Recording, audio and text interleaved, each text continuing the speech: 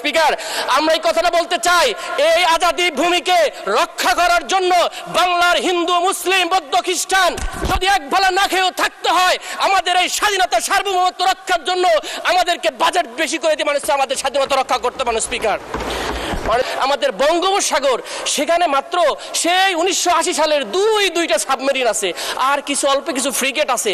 এই সক্ষমতা দিয়ে দিই আমাদের সমুদ্র বন্দরগুলো রক্ষা করা যাবে। স্পিকার, আমি যদি আমাদের আকাশ প্রতিরক্ষার কথা বলি, সেই চৈনিক বিমান 1960 সালের একটা ডিজাইনের আমরা শুধুমাত্র একটা বিমান দেখতে পারি, এটা F7 দেখতে পারি এবং MiG-29 দেখতে পারি, সেখানে আধুনিকরণ নেই। স্পিকার, আপনার যদি বাজেটের দিক দিয়ে তাকাই, পৃথিবীর অন্যান্য দেশের, ইন্ডিয়াতেও তার জিডিপি 2.5% দেয়, আপনার মায়ানমার জিডিপি 3.5% দেয়, পৃথিবীর অ্যাভারেজের আমরা দেখি 2.2% হচ্ছে বাজেট সামরিক খাতে, প্রতিরক্ষা খাতে আমাদের সেদিকে নেই। স্পিকার, এই 7,000 কোটি টাকা দিয়ে সে উন্নয়ন করা সম্ভব। স্পিকার,